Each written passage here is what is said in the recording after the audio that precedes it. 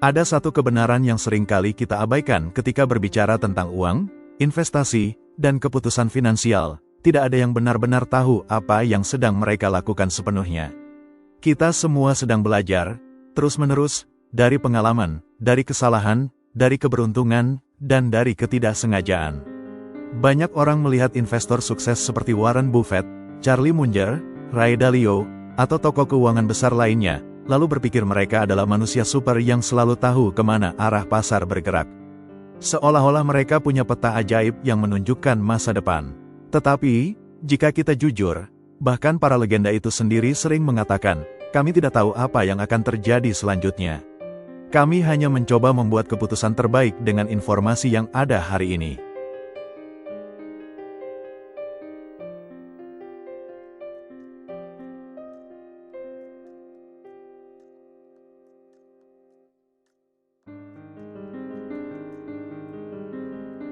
Kita hidup di dunia yang dipenuhi angka, grafik, proyeksi, dan analisis. Semua itu seolah memberi kesan bahwa uang bisa diprediksi dengan sempurna, bahwa ada satu rumus sakti yang jika diikuti dengan disiplin, akan menjamin kita menjadi kaya. Padahal, kenyataannya jauh lebih kompleks. Uang tidak bergerak di atas kertas, ia bergerak mengikuti manusia. Dan manusia tidak pernah sepenuhnya rasional. Manusia dipenuhi dengan emosi, ketakutan, keserakahan, serta harapan. Inilah variabel paling liar yang tidak bisa dimasukkan ke dalam formula matematika. Mari kita ambil contoh sederhana. Bayangkan seseorang yang baru pertama kali belajar investasi. Ia membeli buku investasi yang populer, mempelajari analisis fundamental, menghafal istilah teknikal, hingga merasa cukup percaya diri. Akhirnya, ia membuka akun saham. Minggu pertama, ia beruntung. Pasar sedang naik, ia untung 10%. Rasa percaya dirinya melonjak. Ia merasa, teori itu bekerja. Namun, bulan berikutnya, pasar tiba-tiba jatuh. Harga saham yang ia beli turun 20%. Ia panik. Semua teori yang ia baca mendadak hilang begitu saja, digantikan rasa takut kehilangan semua uangnya. Inilah titik yang jarang dibicarakan. Teori ekonomi selalu berasumsi bahwa manusia rasional, padahal kenyataannya manusia emosional. Ketika seseorang berada dalam ketakutan, ia akan menjual terlalu cepat. Ketika serakah, ia akan membeli terlalu banyak. Ketika penuh harapan, ia akan bertahan terlalu lama. Semua keputusan itu seringkali tidak ada hubungannya dengan angka yang tercetak di laporan keuangan perusahaan, tetapi lebih berkaitan dengan kondisi psikologis si investor sendiri. Fenomena ini bisa kita lihat dalam sejarah. Ambil contoh krisis keuangan 2008. Secara teori, para investor senior paham bahwa harga aset yang mereka pegang mungkin akan pulih dalam jangka panjang. Tetapi dalam kenyataannya, jutaan orang menjual aset mereka dalam keadaan panik, karena rasa takut kehilangan segalanya lebih kuat daripada logika bahwa pasar akan pulih. Rasa takut lebih cepat menular daripada grafik yang menjelaskan rasionalitas. Di titik ini, kita mulai melihat bahwa uang lebih mirip seperti cermin daripada kalkulator. Uang memantulkan siapa diri kita sebenarnya, seberapa sabar kita, seberapa kuat kita menghadapi ketidakpastian, dan seberapa tulus kita memahami keterbatasan diri.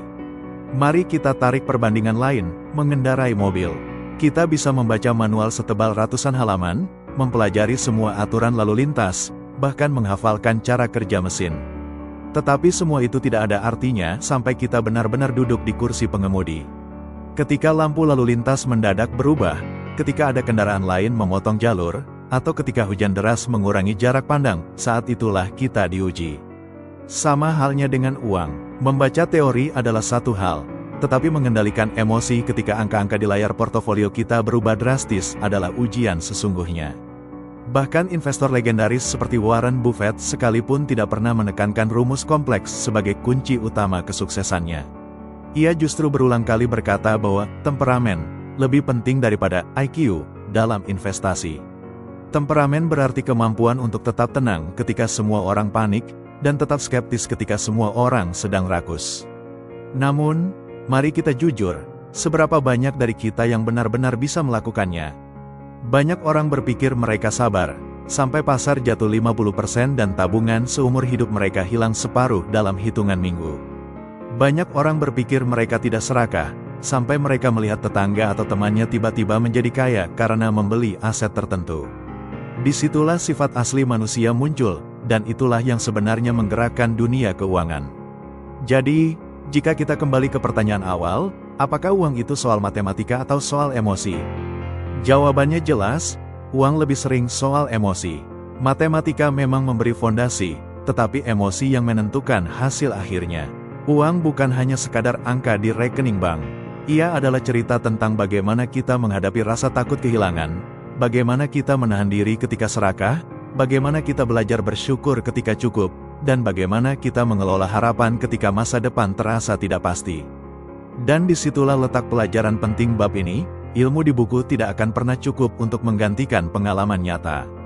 Sama seperti mengemudi, kita baru benar-benar mengerti ketika kita sendiri yang berada di jalan, di tengah situasi yang tidak bisa kita prediksi. Kesalahan sering dianggap sebagai kegagalan. Padahal, dalam dunia uang, kesalahan adalah bagian dari proses belajar yang tidak bisa dihindari. Tidak ada investor yang hanya mengalami kemenangan. Bahkan Warren Buffett pun, orang yang dianggap orang bijak dari Omaha, pernah kehilangan miliaran dolar karena keputusan yang tidak berjalan sesuai rencana. Namun, inilah kunci yang membedakan, orang-orang sukses tidak berhenti ketika mereka salah. Mereka justru mengubah kesalahan itu menjadi guru yang keras, tetapi jujur. Mereka membiarkan kegagalan menamparkan ego mereka, mengingatkan bahwa pasar selalu lebih besar daripada individu, bahwa keserakahan dan rasa percaya diri yang berlebihan bisa menjadi racun. Mereka tidak sibuk menyalahkan keadaan atau orang lain. Sebaliknya, mereka bertanya pada diri sendiri dengan penuh kejujuran. Apa yang bisa saya pelajari dari ini? Apakah saya terlalu serakah? Apakah saya terlalu percaya diri? Apakah saya lupa mempertimbangkan risiko terburuk? Pertanyaan-pertanyaan sederhana ini adalah pintu masuk menuju kebijaksanaan. Sebab, pada akhirnya, investasi bukanlah sekadar tentang angka atau grafik yang bergerak naik turun di layar komputer. Investasi adalah cermin yang memperlihatkan karakter manusia, bagaimana ia menghadapi rasa takut, bagaimana ia menahan dorongan untuk ikut-ikutan, bagaimana ia bisa tetap sabar di saat orang lain panik. Itulah sebabnya dalam dunia investasi, pengalaman memiliki nilai yang jauh lebih mahal dibandingkan teori. Teori memang penting, ia memberi kita kerangka berpikir, logika, dan strategi. Tapi pengalamanlah yang memberi kita insting.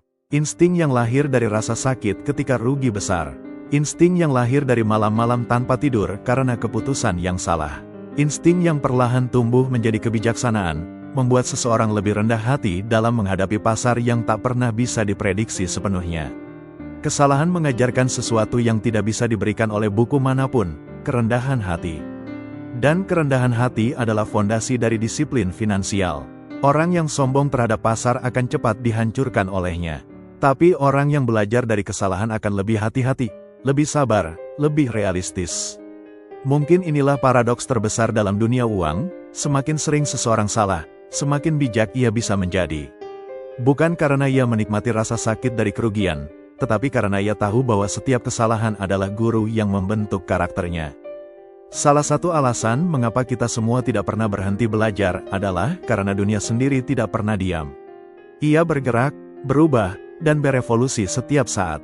Apa yang dulu dianggap sebagai kebenaran mutlak, bisa saja hari ini menjadi usang, bahkan keliru.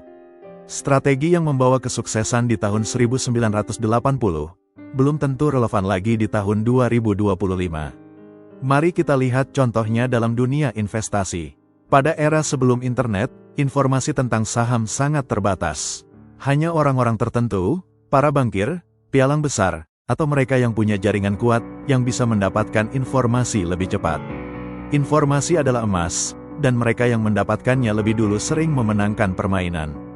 Investor kecil seringkali hanya bisa mengikuti arus, menebak-nebak, atau bahkan tertipu oleh rumor. Namun, ketika internet datang, aturan main berubah total. Informasi yang dulunya langka kini melimpah.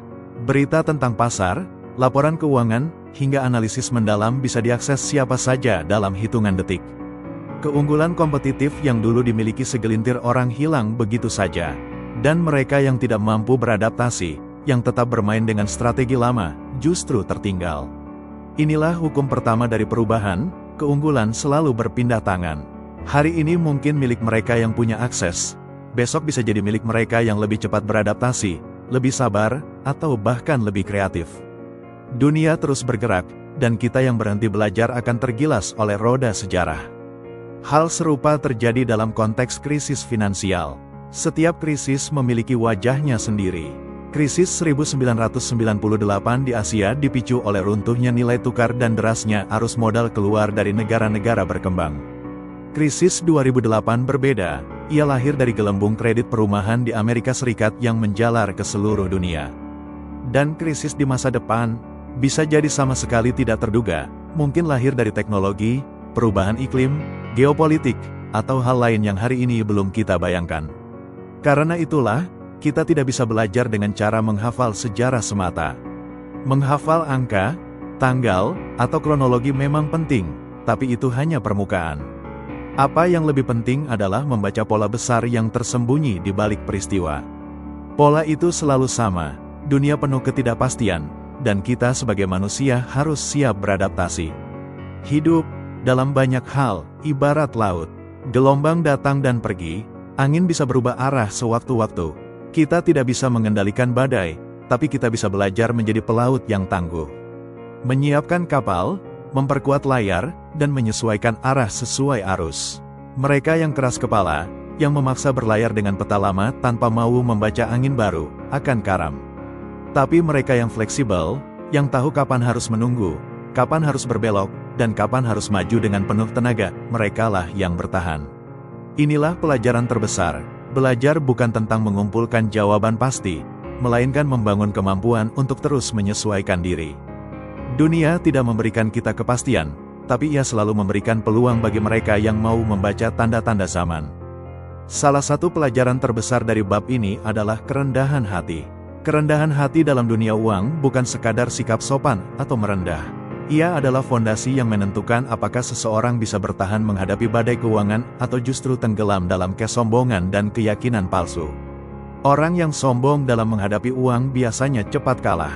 Mereka merasa sudah tahu segalanya, merasa tidak perlu belajar lagi, merasa lebih pintar dari pasar. Mereka menganggap keberuntungan murni hasil kemampuan pribadi, seolah-olah dunia tunduk pada logika mereka. Padahal, kenyataan seringkali lebih kompleks daripada yang terlihat. Sebaliknya, orang yang rendah hati, yang berani mengakui keterbatasan dirinya, yang sadar bahwa ia tidak pernah benar-benar tahu arah masa depan, yang menerima bahwa keberuntungan punya peran besar dalam kesuksesan, justru lebih bertahan dalam jangka panjang. Kerendahan hati melahirkan kehati-hatian. Ia membuat kita menimbang ulang sebelum mengambil keputusan besar. Ia mencegah kita dari jebakan keserakahan. Ia memaksa kita mendengarkan orang lain, belajar dari pengalaman, dan terbuka pada koreksi. Dan di dunia uang, kehati-hatian adalah aset tak terlihat yang seringkali lebih berharga daripada modal finansial. Bayangkan dua tipe investor. Seorang pemula mungkin berkata dengan penuh keyakinan, "Saya tahu cara cepat kaya. Ikuti saja strategi ini, pasti berhasil." Sementara seorang investor berpengalaman biasanya akan berkata dengan nada lebih tenang, "Saya punya hipotesis. Mari kita lihat apakah strategi ini berjalan. Kalau salah, saya akan menyesuaikan." Perbedaan itu tampak kecil, tetapi dampaknya sangat besar. Yang pertama penuh dengan kepastian palsu, yang berbahaya karena menutup pintu untuk belajar. Yang kedua penuh dengan kewaspadaan, yang justru menjadi pelindung terbaik dari kesalahan besar. Kerendahan hati dalam keuangan adalah semacam perisai tak terlihat. Ia melindungi kita dari kesalahan fatal yang bisa menghapus kerja keras bertahun-tahun hanya dalam sekejap. Jika kita perhatikan, hampir semua krisis finansial besar dalam sejarah berakar pada kesombongan. Dari krisis 1929, dot-com bubble, hingga krisis 2008, selalu ada pola yang sama. Orang merasa terlalu pintar, terlalu yakin, terlalu kebal terhadap risiko. Mereka berhenti rendah hati, dan ketika itu terjadi, pasar menghukum mereka dengan keras. Namun, kerendahan hati juga tidak berarti pasif. Ia bukan alasan untuk diam dan tidak berbuat apa-apa. Kerendahan hati yang sejati adalah keberanian untuk bertindak dengan kesadaran penuh bahwa kita bisa salah. Itu sebabnya investor hebat selalu menyisakan ruang untuk kemungkinan gagal. Mereka menyiapkan margin of safety, menahan diri dari overconfidence, dan menjaga agar satu kesalahan tidak menghancurkan segalanya. Kerendahan hati juga mengajarkan kita untuk tidak menyepelekan faktor keberuntungan. Banyak orang sukses mengakui bahwa sebagian keberhasilan mereka tidak sepenuhnya hasil kerja keras, melainkan juga karena lahir di waktu dan tempat yang tepat, bertemu orang yang tepat, atau sekadar berada di jalur yang kebetulan menguntungkan. Menyadari hal itu bukan untuk merendahkan diri sendiri, melainkan agar kita tidak jatuh pada arogansi yang merugikan. Pada akhirnya, kerendahan hati dalam dunia keuangan membuat kita lebih bijak. Kita tidak lagi mengejar kepastian mutlak, melainkan keseimbangan antara keyakinan dan keraguan. Kita tidak lagi merasa harus selalu benar, melainkan cukup untuk bertahan. Kita tidak lagi mengejar kemenangan besar sesaat, melainkan keberlangsungan jangka panjang. Dan mungkin, inilah salah satu ironi terbesar dalam dunia uang. Mereka yang rendah hati justru seringkali mencapai hasil yang lebih besar, lebih bertahan lama, dan lebih memuaskan daripada mereka yang penuh dengan keyakinan berlebihan. Hal lain yang sering dilupakan adalah, perjalanan belajar setiap orang berbeda. Tidak ada dua manusia yang punya titik awal, jalan, dan rintangan yang sama persis. Ada orang yang belajar tentang nilai uang setelah bangkrut berkali-kali, ada yang baru sadar setelah kehilangan pekerjaan, ada pula yang beruntung, karena kebetulan membeli saham atau aset yang kemudian melonjak tajam. Semua itu adalah jalan yang sah, jalan yang benar, karena hidup memang tidak pernah memberi kurikulum yang sama untuk setiap muridnya. Masalahnya, kita sering terjebak dalam pola pikir bahwa ada satu jalur tunggal menuju kesuksesan, seakan-akan hidup bisa diringkas dalam manual book. Padahal, kalau kita jujur, sebagian besar hal besar dalam hidup muncul dari kombinasi antara niat, usaha, kesalahan, dan keberuntungan. Karena itu, kita harus berhenti membandingkan diri dengan orang lain. Membandingkan diri hanya akan membuat kita buta pada perjalanan unik yang sedang kita jalani. Jika ada orang lain yang sukses lebih cepat, bukan berarti kita salah. Bukan berarti jalan kita salah. Bisa jadi mereka sekadar lebih beruntung, atau memang memulai dari posisi yang berbeda, dengan modal, jaringan, atau kondisi keluarga yang tidak kita miliki. Seperti halnya mendaki gunung, ada yang memilih jalur panjang, berliku, penuh tanjakan terjal. Ada juga yang lewat jalur pendek, lebih cepat, dengan sedikit bantuan perlengkapan tambahan. Tetapi, apa tujuan akhirnya? Sama, menuju puncak. Selama kita terus bergerak ke atas, sekecil apapun langkah itu, kita tetap mendekat ke tujuan. Dan jangan lupa, jalur yang lebih panjang seringkali memberi pemandangan lebih indah. Kita melihat lembah, hutan, sungai, dan udara segar yang tidak pernah disentuh oleh mereka yang hanya melesat lewat jalur cepat. Sama halnya dengan perjalanan keuangan dan kehidupan, ketika kita melewati kegagalan, kesulitan, atau jalan memutar, kita sesungguhnya sedang mengumpulkan bekal pengalaman yang membuat kita lebih tangguh. Bayangkan seseorang yang berhasil kaya mendadak karena warisan. Bandingkan dengan seseorang yang membangun kekayaannya perlahan dari nol, jatuh bangun berkali-kali. Siapa yang lebih paham arti setiap rupiah yang ia miliki? Siapa yang lebih tahu bagaimana bertahan ketika badai datang? Jalur panjang mungkin lebih melelahkan, tetapi ia membentuk karakter yang jauh lebih kokoh. Maka, jangan remehkan perjalananmu. Jangan merasa rendah diri hanya karena orang lain sudah sampai lebih dulu. Ingat, kecepatan bukan segalanya. Dalam hidup, yang lebih penting adalah keberlanjutan. Apakah kita bisa bertahan di puncak setelah sampai di sana, atau justru tergelincir karena kita naik terlalu cepat tanpa fondasi yang kuat? Pada akhirnya, perjalanan ini bukan lomba lari. Ini lebih mirip maraton mendaki gunung. Kita semua berjalan di jalur berbeda, dengan beban berbeda, dan dengan tujuan akhir yang serupa. Tugas kita bukan menyalip orang lain, melainkan memastikan kita terus melangkah, setia pada jalur kita, dan tidak berhenti di tengah jalan. Pada akhirnya, bab ini mengajarkan bahwa dunia uang tidak pernah selesai diajarkan. Tidak ada titik di mana kita bisa berkata dengan yakin, saya sudah tahu segalanya. Pasar selalu bergerak, manusia selalu berubah, situasi sosial ekonomi selalu berganti, dan psikologi kita sendiri pun berevolusi seiring bertambahnya usia dan pengalaman. Setiap hari, ada pelajaran baru. Kadang datang dari pasar, misalnya, ketika sebuah saham yang dulu dianggap tak mungkin turun, ternyata runtuh hanya dalam hitungan bulan. Kadang datang dari diri sendiri, saat kita menyadari betapa emosi, ketakutan, dan keserakahan masih bisa menguasai kita, meski sudah berkali-kali belajar dari masa lalu. Kadang datang dari kesalahan orang lain, kita menyaksikan teman, keluarga, atau tokoh publik kehilangan segalanya hanya karena satu keputusan salah yang lahir dari arogansi atau kecerobohan. Dan justru itulah yang membuat perjalanan finansial menarik. Kita bukan sedang mengejar garis akhir, kita sedang menempuh proses belajar tanpa akhir. Sama seperti seorang musisi yang tidak pernah benar-benar selesai belajar musik, atau seorang pelukis yang tak pernah merasa goresannya sudah sempurna. Begitu pula seorang manusia dengan uang, kita selalu berada dalam perjalanan memahami, mencoba, gagal, bangkit, dan mencoba lagi. Kalau hidup ini adalah sebuah sekolah besar, maka uang adalah salah satu gurunya yang paling keras, paling sabar, sekaligus paling konsisten. Ia tidak pernah berhenti menguji kita. Kadang tes itu ringan, seperti mengendalikan keinginan belanja impulsif. Kadang tes itu berat, seperti kehilangan pekerjaan, menghadapi krisis, atau menyaksikan nilai investasi jatuh drastis. Namun, sebagaimana setiap guru besar, uang tidak hanya ingin kita pandai menghitung, ia ingin kita bijaksana menjalani. Ia mengajarkan kesabaran, ia mengajarkan kerendahan hati, ia mengajarkan bahwa kita tidak mengendalikan segalanya, tetapi kita selalu bisa mengendalikan cara kita merespons. Dan pada akhirnya, mungkin inilah inti pelajaran terbesar, uang hanyalah cermin dari siapa kita. Jika kita rakus, uang memperbesar kerakusan itu. Jika kita sabar, uang memperkuat keteguhan itu. Jika kita bijak, uang menjadi alat, bukan tuan. Karena itu, perjalanan finansial seharusnya tidak hanya dilihat sebagai upaya mengumpulkan angka di rekening, melainkan sebagai perjalanan menjadi pribadi yang lebih matang, lebih tenang, dan lebih manusiawi. Sebab, sama seperti hidup itu sendiri, uang adalah guru yang tidak pernah berhenti menguji kita. Ia bukan akhir dari perjalanan, melainkan bagian dari perjalanan itu sendiri.